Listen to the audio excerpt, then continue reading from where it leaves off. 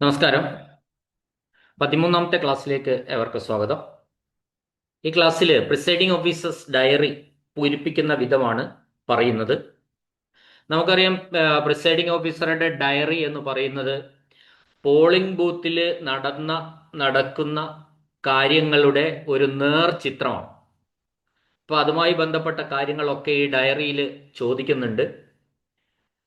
മാത്രമല്ല, ഈ ഇലക്ഷനുമായി ബന്ധപ്പെട്ട് എന്തെങ്കിലും തരത്തിലുള്ള കേസുകളൊക്കെ വരുന്ന സന്ദർഭത്തിൽ ഈ പ്രിസൈഡിംഗ് ഓഫീസറുടെ ഡയറിക്കാണ് വളരെയധികം പ്രാധാന്യം. അവിടെ എന്തെങ്കിലുമൊക്കെ നടന്നിട്ടുണ്ടോ, വോട്ട് പിടുത്തം നടന്നിട്ടുണ്ടോ, കള്ളവോട്ട് നടന്നിട്ടുണ്ടോ, ഇത്തരത്തിൽ ഒരുപാട് ചോദ്യങ്ങൾക്ക് ഉത്തരം കിട്ടുന്നത് രേഖാമൂലമായ ഒരു തെളിവെന്ന് പറയുന്നത് പ്രിസൈഡിംഗ് ഓഫീസറുടെ ഡയറിയാണ്. നമുക്ക് നേരിട്ട് ഡയറി പൂരിപ്പിക്കുന്നതിലേക്ക് കടക്കാം. അനക്സർ 7 ആണ് പ്രിസൈഡിംഗ് ഓഫീസറുടെ ഡയറി.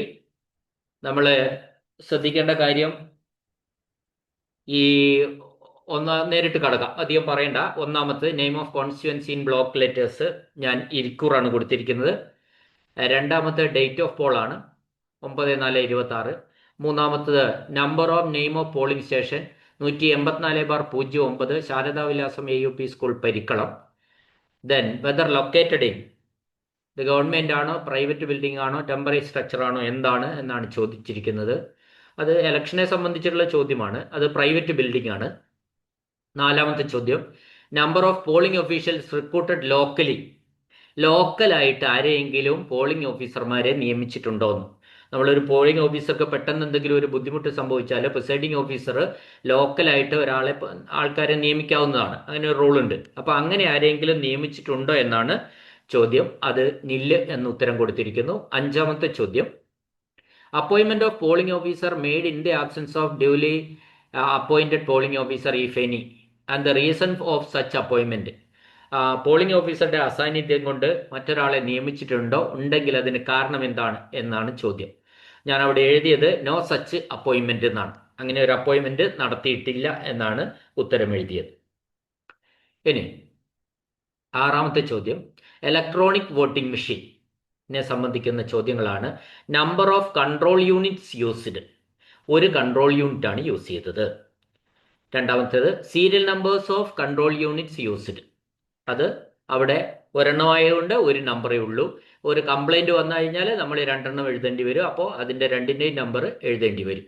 മൂന്നാമത്തെ ചോദ്യം, number of balloting units used, ഇവിടെ ഞാൻ ഒന്നൊന്ന് എഴുതിയിട്ടില്ല, ഒന്നേ യൂസ് ചെയ്തുള്ളൂ. അതുകൊണ്ട് നാലാമത്തത് ബാലറ്റിംഗ് യൂണിറ്റിന്റെ സീരിയൽ നമ്പർ എഴുതി.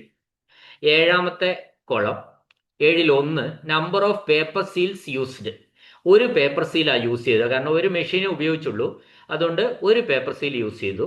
അതിന്റെ രണ്ടാമത്തെ ചോദ്യം, serial number of paper seal used, അതിന്റെ സീരിയൽ നമ്പർ ഉപയോഗിച്ച പേപ്പർ സീലിന്റെ സീരിയൽ നമ്പർ എത്രയാണ്? 79,758 എന്നാണ് ഞാൻ എഴുതിയിരിക്കുന്നത്. 7A number of special tag supplied, special tag എത്ര എണ്ണം തന്നിട്ടുണ്ടായിരുന്നു? 3 എണ്ണം തന്നിട്ടുണ്ടായിരുന്നു. ഇനി serial number of special tag supplied, ആ തന്ന സ്പെഷ്യൽ ടാഗിന്റെ സീരിയൽ നമ്പർ എന്താണ്? അപ്പൊ 3 എണ്ണം ഉണ്ട്, 3 എണ്ണത്തിന്റെ എഴുതണം. അപ്പൊ UK 028-700 ടു UK 028-702 എന്ന് എഴുതി. ഇനി മൂന്നാമത്തെ കോളം, 7Aയിലെ 3 number of special tags use, special ടാഗും ഒന്നേ ഉപയോഗിച്ചിട്ടുള്ളൂ.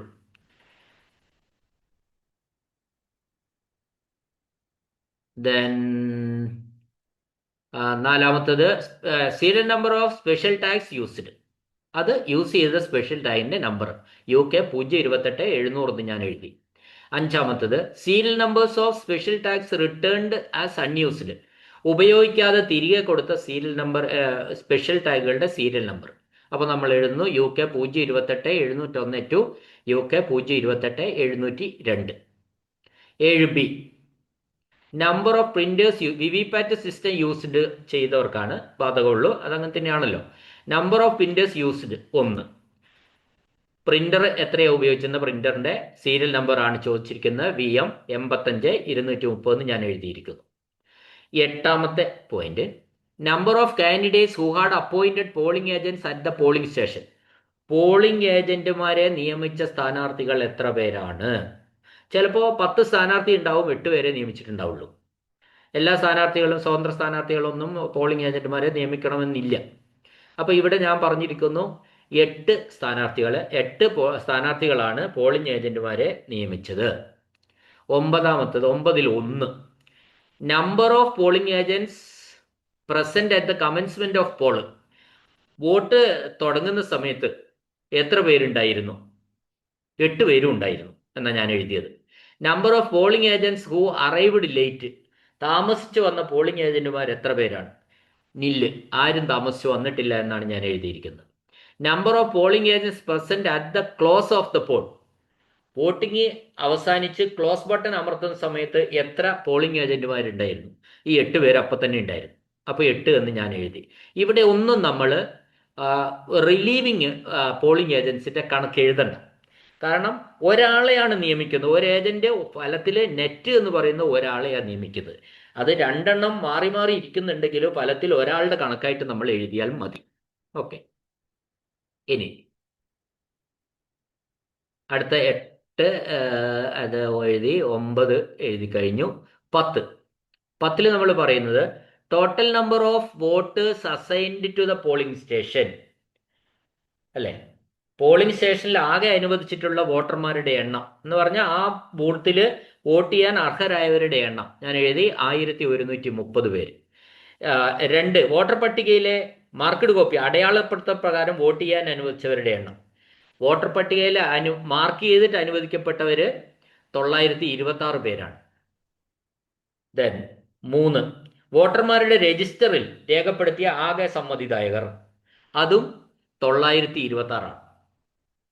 വോട്ടിംഗ് മെഷീൻ പ്രകാരം രേഖപ്പെടുത്തിയ വോട്ടുകൾ, എന്നാൽ വോട്ടിംഗ് മെഷീൻ പ്രകാരം രേഖപ്പെടുത്തിയത് 923 ഉള്ളൂ. വോട്ട് രേഖപ്പെടുത്തേണ്ടതില്ല എന്ന് തീരുമാനിച്ച സമ്മതിദായകരുടെ എണ്ണം 2. അത് 2 എന്നാണ് ഞാൻ എഴുതിയിരിക്കുന്നത് സമ്മതിദായകര്. ഇനി അടുത്ത കോളം 11ാമത്തെ കോളാണ്. വോട്ട് ചെയ്തവരുടെ ലിംഗാടിസ്ഥാനത്തിലുള്ള വിവരമാണ് ചോദിച്ചിരിക്കുന്നത്. Number of electors who voted. Men 500, ആകെ 923 പേരാ ചെയ്തത്. അത് അവസാനത്തെ വോട്ടിംഗ് മെഷീനിൽ ഉള്ളതിൻ്റെ കണക്ക് എഴുതിയാൽ മതി. നമ്മൾ വോട്ടിംഗ് മെഷീനിൽ ഉള്ളതാണ് യഥാർത്ഥത്തിലുള്ള വോട്ട്, അല്ലെങ്കിൽ അതിൽ നിന്ന് രജിസ്റ്ററിൽ നിന്ന് കുറച്ചിട്ട് വരുന്ന നമ്മൾ ഈ രജിസ്റ്ററിലും അതിലും തുല്യമായി വരുന്ന ആ വോട്ടാണല്ലോ നമ്മുടെ വോട്ടായിട്ട് നമ്മൾ എടുക്കുന്നത്. അപ്പോൾ 923, അതിൽ 500 പുരുഷന്മാരും 423 സ്ത്രീകളുമാണ്. ട്രാൻസ്ജെൻഡർ നില്ലാണ്. Total 923. Challenged vote, number allowed. Challenged vote ഇല്ലായിരുന്നു, അതുകൊണ്ട് ഞാൻ ഇല്ലെന്ന് എഴുതി. നമ്പർ റിജക്റ്റഡ്, അതായത് ചലഞ്ച് റിജക്റ്റ് ചെയ്താൽ ചോദിക്കുന്നത്. എമൗണ്ട് ഫോർഫിറ്റ്, ഗവൺമെന്റിലേക്ക് തിരിച്ചു കൊടുത്തോ അടച്ചിട്ടുണ്ടോ എന്നൊക്കെയാണ് ചോദ്യം. അതിൽ ചലഞ്ച് വോട്ട് ഇല്ലാത്തതുകൊണ്ട് ഞാൻ എല്ലാം ഇല്ലെന്നാണ് എഴുതിയത്. ഇനി 13ാമത്തെ ചോദ്യമാണ്. ഇലക്ഷൻ ഡ്യൂട്ടി സർട്ടിഫിക്കറ്റ് EDC ഇല്ല. EDC സാധാരണ ഒരിടത്തും ഉണ്ടാവാൻ കാരണമില്ല, സാധ്യതയില്ല. കാരണം ഒരു മണ്ഡലത്തിലെ വോട്ടർക്ക് അടുത്ത മണ്ഡലത്തിലാണ് ഡ്യൂട്ടി ഉള്ളത്. ഇനി 13A ആണ്. അതും വോട്ട് ചെയ്ത പ്രവാസി വോട്ടർമാർ, ഈ ഓവർസീസ് വോട്ടർമാർ എൻ്റെ ബൂത്തിൽ ഇല്ലായിരുന്നു, അതുകൊണ്ട് ഞാൻ നില്ല എഴുതി. ഉണ്ടെങ്കിൽ ഉണ്ട് എന്ന് എഴുതുക, എത്ര എണ്ണമാണെന്ന് എഴുതുക. 14, സഹായിയുടെ സഹായത്തോടെ വോട്ട് ചെയ്ത വോട്ടർമാരുടെ എണ്ണം, അത് പിന്നെ 4 പേരുണ്ടായിരുന്നു, കമ്പാനിയന്റെ സഹായത്തോടു കൂടി വോട്ട് ചെയ്തവർ. 15, പ്രോക്സി വോട്ട്. പ്രോക്സി വോട്ട് എന്ന് പറഞ്ഞാൽ നമുക്കറിയാം, വേറൊരാൾക്ക് വേണ്ടിയിട്ട് ഇവിടെ ചെയ്യുക. അത് സൈനിക സേവനത്തിലുള്ള ആൾക്കാർക്കൊക്കെ വേണ്ടിയിട്ട് CSV എന്ന് പറയും. അപ്പോൾ അതാണ് പ്രോക്സി വോട്ട്. അവർ ഒരു പ്രോക്സിയെ നിയോഗിക്കുകയാണ്. ആ പ്രോക്സി ഞാൻ വിശദമായിട്ട് പറഞ്ഞിട്ടുണ്ട്. ആ പ്രോക്സി ഇവിടെ വന്ന് വോട്ട് ചെയ്യുകയാണ് ചെയ്യുക. അത്തരത്തിൽ ആരെങ്കിലും ഉണ്ടായിരുന്നോ എന്നാ ചോദ്യം. ആ എണ്ണം ഇല്ലായിരുന്നു, ഇവിടെ ബൂത്തിലില്ല, അതുകൊണ്ട് നില്ല് കൊടുത്തു. 16, ടെൻഡേഡ് ബാലറ്റ് പേപ്പറിൽ വോട്ട് ചെയ്ത ആരെങ്കിലും ഉണ്ടോ? ഒരാളുണ്ട് ടെൻഡേഡ്. ടെൻഡേഡ് എന്താണെന്ന് എല്ലാവർക്കും അറിയാലോ, അത് കൂടുതൽ വിശദീകരിക്കുന്നില്ല. 17A, form whom declarations as to age. വയസ്സ് സംബന്ധമായിട്ടുള്ള സത്യപ്രസ്താവന. ചില വോട്ടർമാരെ കാണുമ്പോൾ പ്രായമായില്ലെന്ന് ആർക്കെങ്കിലും തോന്നി അങ്ങനെ എന്തെങ്കിലും സംഭവിച്ചാൽ അയാളെ കൊണ്ടൊരു ഡിക്ലറേഷൻ വാങ്ങണം. ആ പ്രസ്താവന തന്ന ആരെങ്കിലും ഉണ്ടോ? വയസ്സ് സംബന്ധമായിട്ടുള്ള ആരും ഇല്ല, നില്ലെന്നാണ് ഞാൻ എഴുതിയത്. Who refused to give such declaration. പ്രായത്തെ സംബന്ധിച്ച് ഒരു ഡിക്ലറേഷൻ തരാൻ തയ്യാറാവാതിരുന്ന ആരെങ്കിലും ഉണ്ടോ? അതും ഇല്ല എന്നാണ് അർത്ഥം. 18ാമത്തെ ചോദ്യം, whether it was necessary to adjourn poll, വോട്ടെടുപ്പ് തടസ്സപ്പെടുകയോ നിർത്തിവെക്കുകയോ ചെയ്തിട്ടുണ്ടോ? അതാണ് 18ാമത്തെ ചോദ്യം. ഉണ്ടെങ്കിൽ അതിന്റെ കാരണം എന്ത്? 18ാമത്തെ ചോദ്യം, whether it was necessary to adjourn the poll and if so the reason for such adjournment. വോട്ടെടുപ്പ് തടസ്സപ്പെടുകയോ നിർത്തിവെക്കുകയോ ചെയ്തിട്ടുണ്ടോ? ഉണ്ടെങ്കിൽ അതിന്റെ കാരണം. അവിടെ നമ്മൾ ഒരു 5 മിനിറ്റ് എന്തെങ്കിലും സാങ്കേതികമായിട്ട് നിന്ന് പോയെങ്കിൽ അതൊന്നും നമ്മൾ കാണിക്കേണ്ടതില്ല. അല്ലാതെ എന്തെങ്കിലും സീരിയസ് ഇഷ്യൂ പ്രകാരം തടസ്സപ്പെട്ടിട്ടുണ്ടോ അല്ലെങ്കിൽ നിർത്തിവെച്ചിട്ടുണ്ടോ എന്നാ ചോദ്യം. ഉണ്ടെങ്കിൽ അതിന്റെ കാരണവും നമ്മൾ എഴുതണം. അപ്പൊ ഇവിടെ എൻ്റെ ഉത്തരം അങ്ങനെ ഒരു തടസ്സം ഇല്ലായിരുന്നു, അതുകൊണ്ട് നോ എന്നാണ്. ഇനി 19ാമത്തെ ചോദ്യം, number of votes cast in every 2 hours. Number of votes cast in every 2 hours. അപ്പോ ഓരോ 2 മണിക്കൂറത്തെയാണ് ചോദിച്ചിരിക്കുന്നത്, ടോട്ടൽ അല്ല ചോദിക്കുന്നത്. അപ്പൊ ക്യാരി ഫോർവേഡ് ഇത് വരണ്ടെന്നാണ് അതിന്റെ അർത്ഥം. അപ്പോ ഓരോ 2 മണിക്കൂറിലും രേഖപ്പെടുത്തിയ വോട്ടുകളുടെ എണ്ണം എന്നാണ് ചോദ്യം. അപ്പൊ നമ്മൾ ആദ്യത്തെ 2 മണിക്കൂറിലെ മാത്രം എഴുതുക, അടുത്ത 2 മണിക്കൂറിലെ മാത്രം എഴുതുക, അടുത്ത 2 മണിക്കൂറിലെ എഴുതി വലതുഭാഗത്ത് ടോട്ടൽ സമം 923 എഴുതിയാൽ മതി. ഇങ്ങനെ നമ്മൾ എഴുതുന്ന സമയത്ത് ടോട്ടലുമായിട്ട് വ്യത്യാസം വരാൻ പാടില്ല.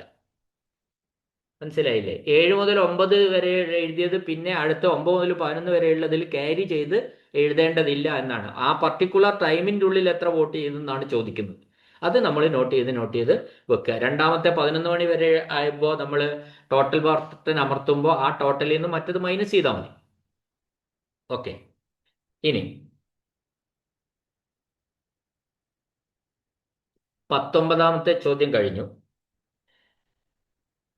ഇനി 19B ആണ്. 19B എന്ന് പറയുന്നത് സന്ദർശക ഡയറി പ്രകാരമുള്ള സന്ദർശകരുടെ വിവരങ്ങളാണ്. നമ്മൾ ഒരു ഹയർ ഓഫീസർ, ഔദ്യോഗിക സ്വഭാവത്തിലുള്ള ഒരു ഓഫീസർ വരുമ്പോൾ നമ്മൾ കൊടുക്കേണ്ട ഒരു ഷീറ്റാണ് വിസിറ്റ് ഷീറ്റ് എന്ന് പറയുന്നത്. നമുക്കറിയാലോ, നമ്മളൊരു സ്ഥാപനത്തിൽ ഒരാൾ, ഔദ്യോഗിക സ്വഭാവമുള്ള ഒരാൾ വരുമ്പോൾ നമ്മൾ വിസിറ്റേഴ്സ് ഡയറി എടുത്തു കൊടുക്കും. അദ്ദേഹം അതിൽ എഴുതിയിട്ടാ പോവാം. അതേപോലെ ഈ വോട്ടെടുപ്പിൽ ആരെങ്കിലും ഒബ്സർവറോ ആർഒയോ AROയോ സെക്ടർ ഓഫീസറോ ഒക്കെ വരുമ്പോൾ നമ്മൾ ഈ ഷീറ്റ് എടുത്തു കൊടുക്കണം, വിസിറ്റ് ഷീറ്റ് എടുത്തു കൊടുക്കണം. അത് അദ്ദേഹം അവിടെ എഴുതും ആ സമയത്ത്. ആ എഴുതിയ ഷീറ്റിലെ അതേ കാര്യം ഈ പട്ടികയിലേക്ക് പകർത്തുക വേണ്ടും, അങ്ങനെ ആരെങ്കിലും ഉണ്ടെങ്കിൽ. അപ്പോൾ എൻ്റെ ഇതിൽ ഒരാൾ ഉണ്ടായിരുന്നു, അത് രാജഗോപാലൻ R എന്ന് പറയുന്ന വ്യക്തിയായിരുന്നു. അത് അദ്ദേഹത്തിൻ്റെ പിന്നെ ഡെസ്റ്റിനേഷനും കൂടി എഴുതണം, അതുകൊണ്ട് ഞാൻ എഴുതാൻ വിട്ടുപോയിട്ടുണ്ട്. അത് RO ആയിരുന്നു, റിട്ടേണിംഗ് ഓഫീസറാണ് വന്നത്. അപ്പോൾ അദ്ദേഹത്തിൻ്റെ ഡെസ്റ്റിനേഷൻ, ഔദ്യോഗിക സ്വഭാവം എന്താണെന്നും കൂടി എഴുതണം. ടൈം ഓഫ് വിസിറ്റ് 10:35 വന്നത്. ബ്രീഫ് ഡിസ്ക്രിപ്ഷൻ, അദ്ദേഹം ഇത് ഷീറ്റിൽ എന്താ എഴുതിയത്? അദ്ദേഹം എഴുതിയത് ഇതായിരുന്നു: എലക്ഷൻ കണ്ടക്റ്റഡ് പീസ്ഫുള്ളി എന്ന് എഴുതി വെച്ചിട്ടുണ്ട്.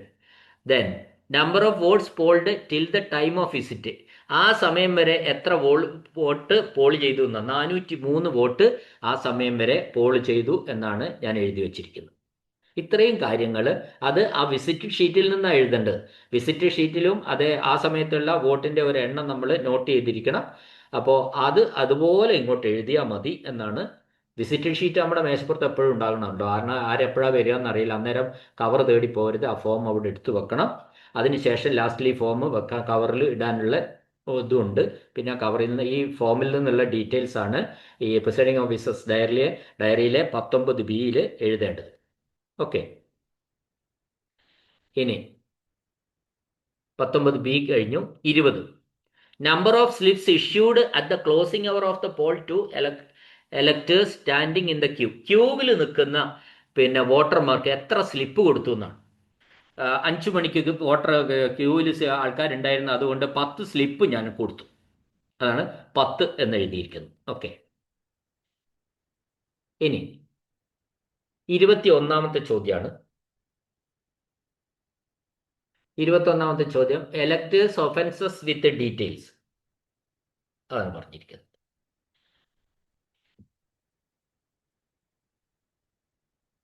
21ൽ ചോദിച്ചിരിക്കുന്നത് പിന്നെ തെരഞ്ഞെടുപ്പ് കുറ്റകൃത്യങ്ങൾ, അതിൻ്റെ ഡീറ്റെയിൽസാണ്.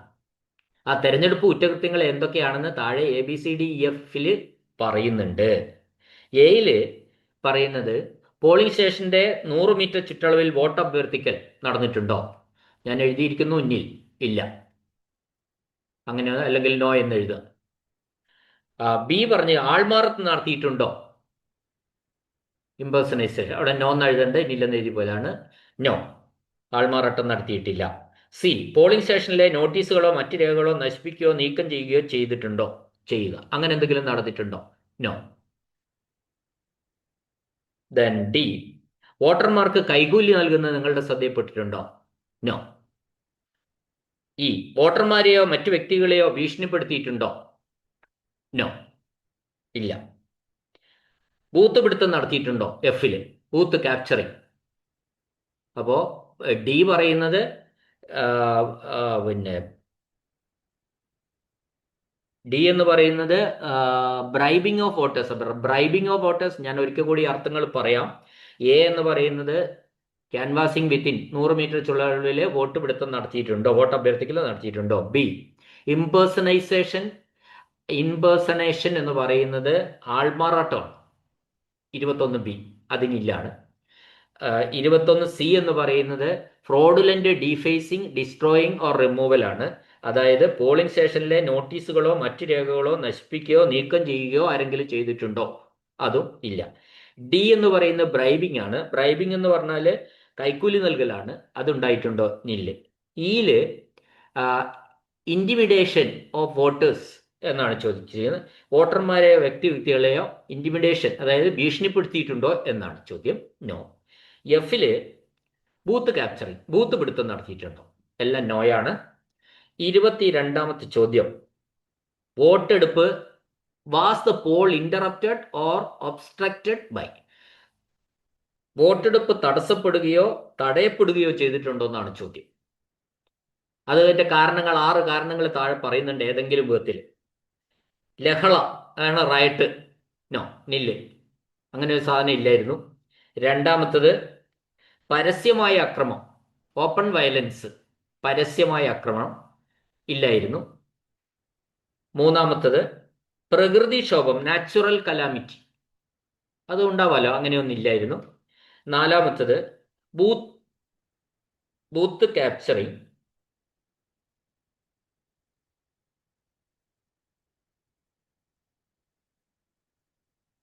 അഞ്ചാമത്തത് failure of voting machine, voting മെഷീനിന്റെ തകരാറ്. ആറാമത്തെ any other reason, any other cos.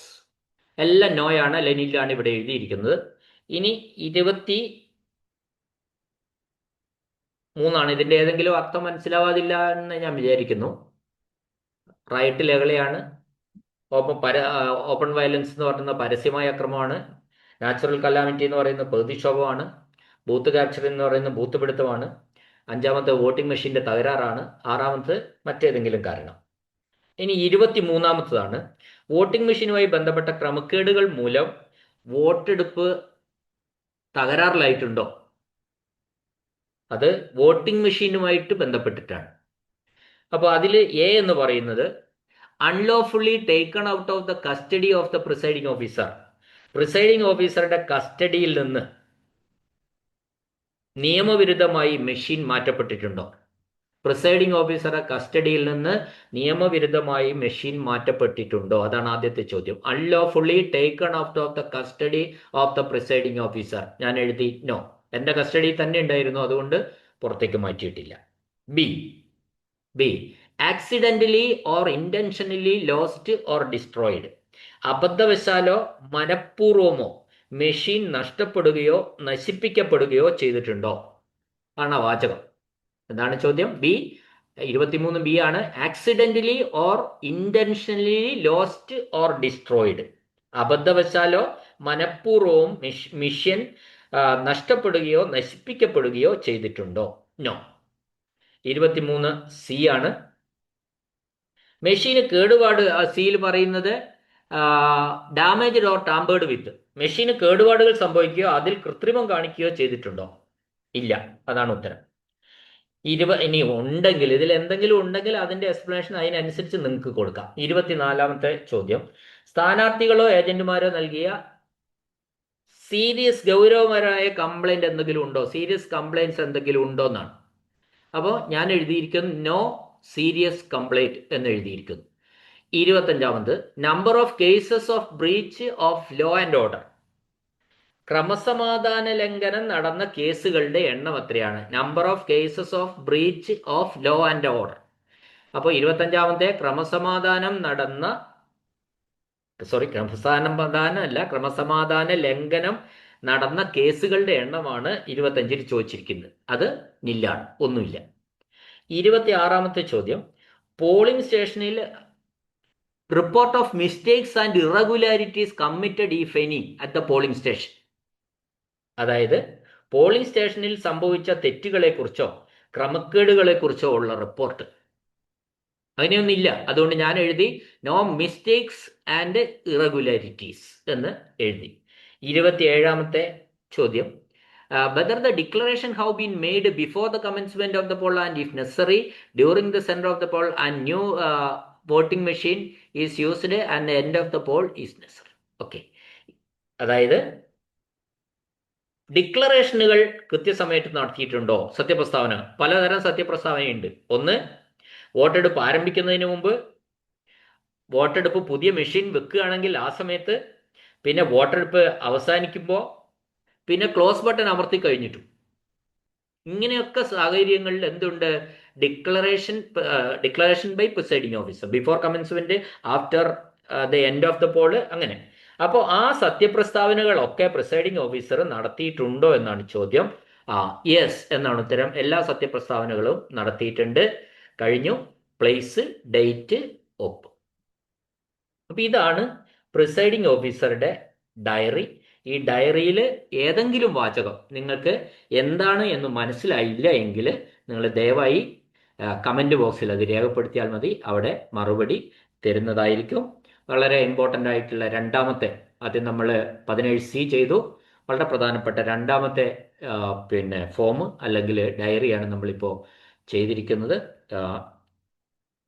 ഈ വീഡിയോ നിങ്ങൾ ഈ വീഡിയോസൊക്കെ ഒരിക്കൽ കൂടി ഞാൻ പറയാണ്, കേട്ടാൽ പോരാ. ആർക്കെങ്കിലുമൊക്കെ നമ്മുടെ സുഹൃത്തുക്കൾ, സ്റ്റാഫിനൊക്കെ നിങ്ങൾ ഫോർവേഡ് ചെയ്ത് കൊടുക്കണം. എല്ലാവർക്കും സഹായകരമാവട്ടെ. തീർച്ചയായിട്ടും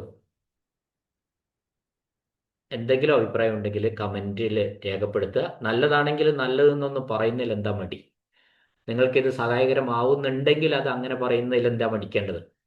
അല്ലെങ്കിൽ ഏറ്റവും നല്ലത് ക്ലാസ് ആണോ, ഏത് ക്ലാസിൻ്റെ ഒരു ലെവൽ എങ്ങനെയാണ്, ഇതൊക്കെ നിങ്ങൾ പറയണം. അതൊക്കെയാണ് ഇതിൻ്റെ ഒരു കോംപ്ലിമെൻ്റ് എന്ന് പറയുന്നത് എന്ന് നിങ്ങൾ മനസ്സിലാക്കുക. നമ്മൾ ഈ ഇത് ചെയ്യുമ്പോൾ ഇത്തിരി ബുദ്ധിമുട്ടുണ്ടല്ലോ, അതെന്തായാലും ആ ബുദ്ധിമുട്ടിൻ്റെ ഒരു കോംപ്ലിമെൻ്റ് ഇതൊക്കെ തന്നെയാണ്. നമ്മളൊരു റിലേഷൻ, നിങ്ങളൊന്നും ഞാനും ഒക്കെ തമ്മിൽ ഒരു റിലേഷൻ ആവുകയാണ്. മാത്രമല്ല അതിൽ നിങ്ങളൊരു അഭിപ്രായം പറയുന്നു, തീർച്ചയായും നല്ലതെന്ന് കേൾക്കുമ്പോൾ ഒരു സന്തോഷം. പോരായ്മ പറഞ്ഞാലും അത് തിരുത്താൻ പറ്റും. ആ രീതിയിൽ ഇതിനെ കാണണമെന്ന ഒരു അഭ്യർത്ഥനയോടെ എന്നെ കേട്ട എല്ലാവർക്കും നന്ദി, നമസ്കാരം.